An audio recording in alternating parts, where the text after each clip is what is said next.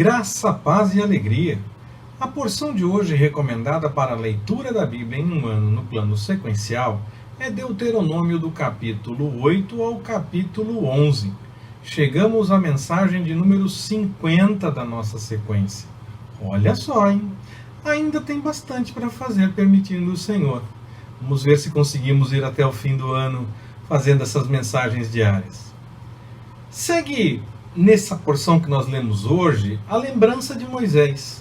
Ele segue lembrando as coisas que aconteceram com o povo, segue falando desses eventos, lembrando alguns aspectos da lei, confirmando a importância de obedecer ao Senhor, de observar a sua vontade. Ele fala sobre circuncidar o coração. Desde o começo, a ideia da lei não era apenas ter as regrinhas que deveriam ser observadas e repetidas literalmente de acordo com o que estava escrito. A ideia era ter um coração realmente comprometido com o que fazia, além de um mero ato legal de repetir com cuidado, claro, mas o que a lei ordenava. No começo o povo se desviava, depois o povo passou a observar todos os detalhes com todo cuidado, e aí tudo que estava escrito tinha que ser observado nos mínimos detalhes e fazer a mera repetição do que a lei dizia, porque para fazer isso temos que fazer isso tudo para agradar ao Senhor. E Jesus, ele aponta para o que Moisés fala aqui na porção de hoje, que era para ver mais do que os detalhes, era para ir além disso, era para ir além da letra fria da lei, era para ter o coração comprometido e alegre ao fazer a vontade do Senhor. Moisés fala sobre várias coisas, ele fala rapidamente, mais uma vez, sobre a falha do povo diante das fronteiras, quando chegou a primeira vez às fronteiras da Terra Prometida, fala dos 40 anos do deserto novamente, como se estivesse repetindo a primeira parte. E mais para o final ele vai falar sobre bênção e maldição decorrentes da obediência, da desobediência, não o ato de ficar sobre os montes abençoando e amaldiçoando, isso é outra coisa. Ele também fala sobre isso, mas ele fala aqui igualmente nessa porção sobre as bênçãos da obediência e as maldições por conta da desobediência. E é algo que ele vai falar com mais detalhes, essa parte de maldição e bênção, ele vai falar com mais detalhes mais para o final do livro mais uma vez. Essas coisas, que parecem então repetições dentro do livro de Deuteronômio, faz com que alguns estudiosos achem que o discurso, na verdade, foi um só. Mas que ele foi achado com detalhes diferentes, registrado por pessoas diferentes. E algumas pessoas deram mais ênfase a uma parte, outras pessoas deram mais ênfase a outra parte, e aí como os assuntos se repetiam, ficou parecendo que Moisés falou várias vezes, e em um momento ele falou mais a respeito de uma coisa e menos de outra, no próximo ele fala de novo sobre o assunto com menos detalhes sobre uma coisa e mais sobre outra, inverte, fala sobre outros assuntos mais, e aí então os estudiosos acham que esses textos foram juntados em um só para formar o livro de Deuteronômio, e a conclusão é que, na verdade, foi um discurso só. Mas como fica parecendo que tem vários discursos, preferiu-se montar o livro de tal forma que se mostrasse que, na verdade, foram vários discursos da parte de Moisés. Bom, isso é possível, não é impossível que tenha acontecido isso. Agora, também é bem possível, e eu fico mais com essa opção, que Moisés foi falando ao longo de dias. Não parou para falar num momento apenas. Ele foi falando ao longo de dias. E então, em alguns momentos, ele retomava um assunto anterior. E aí falava mais detalhes. Ou falava menos detalhes, porque já falou mais antes, falava menos. Ou ele retomava e falava mais detalhes, porque antes ele falou menos. Agora ele fala um pouco mais. Então, eu acredito mais nessa possibilidade, que ele foi falando ao longo de dias e os vários discursos de fato aconteceram.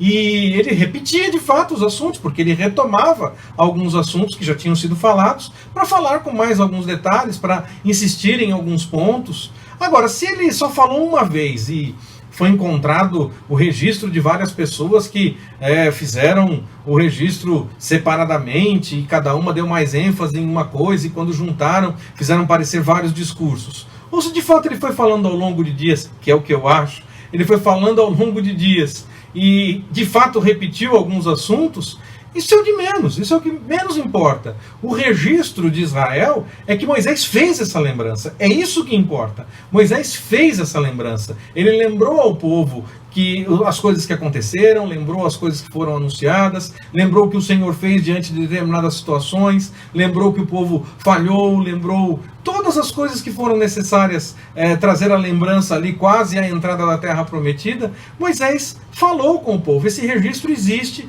Israel mostra isso através dos demais textos, que de fato essa lembrança aconteceu. Se ele falou uma vez só e várias pessoas registraram, e aí pareceu que eram vários discursos, ou se ele foi falando ao longo de dias, insisto, eu acho que foi isso, ele foi falando ao longo de dias e repetiu algumas coisas mesmo, isso é de menos. O que importa é que, de fato, houve um momento em que Moisés parou e lembrou para o povo tudo aquilo que o Senhor fez, tudo aquilo que o Senhor realizou, tudo aquilo que o povo fez, então, o que aconteceu diante da reação do povo, como o Senhor cuidou, como o Senhor deixou de cuidar, como houve repreensão diante de algum problema, como o Senhor chamou a atenção, como o Senhor queria destruir tudo, e então declarou que iria destruir tudo, e Moisés intercede pelo povo, e o Senhor foi cuidando, foi lapidando, foi tentando fazer o povo entender mais a respeito da sua vontade, orientando as pessoas para que buscassem aquilo que ele tinha para apresentar.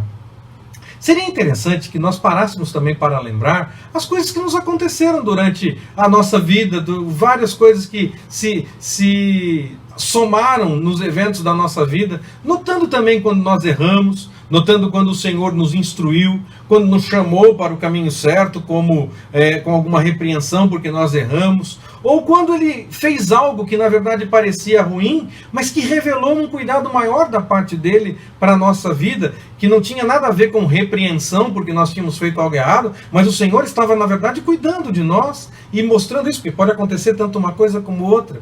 Podemos ter a repreensão por termos feito algo que foi contra a vontade do Senhor, como também o Senhor pode simplesmente fazer algo para nos livrar de algo diferente em outro momento, algo que poderá até ser pior, e o Senhor nos livra diante daquela situação. Seria legal nós pararmos para pensar, lembrar dessas coisas que o Senhor fez, porque as situações que aconteceram comigo, digo da minha vida, que eu rapidamente procurei entender o que o Senhor queria com tudo aquilo. Se Ele estava me chamando a atenção para a correção de alguma coisa, ou se Ele estava me livrando de algo que poderia até ser pior. Quando as coisas são boas, a gente louva, nota rapidamente, agradece, vê o mover de Deus. Mas eu gosto de procurar também entender o agir de Deus, mesmo quando algo me chateia.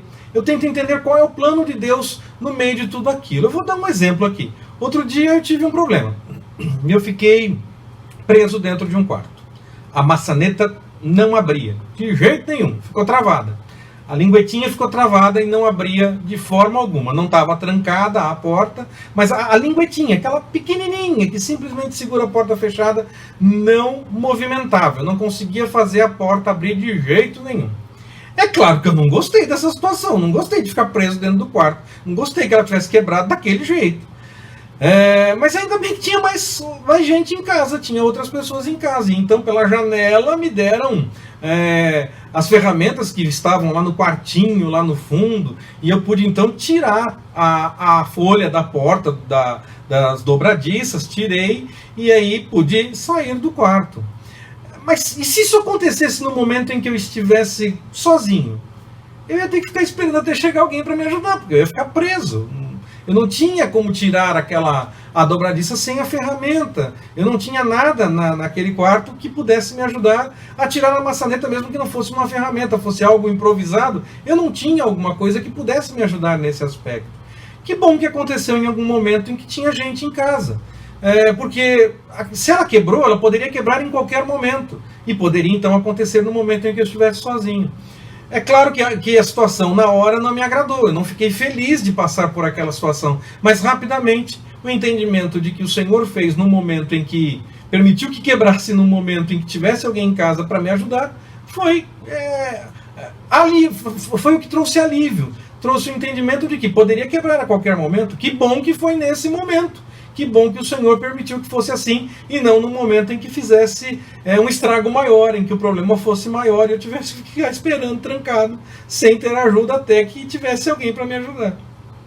Ao compartilhar esse exemplo da minha vida, eu convido você a lembrar da ação do Senhor nos bons e nos momentos que não foram tão bons assim. Pois ele agiu, eu tenho certeza que o Senhor estava agindo. Mesmo que ele tenha agido para chamar a sua atenção, para corrigir alguma coisa na sua vida, já disse, não é sempre assim, isso também acontece.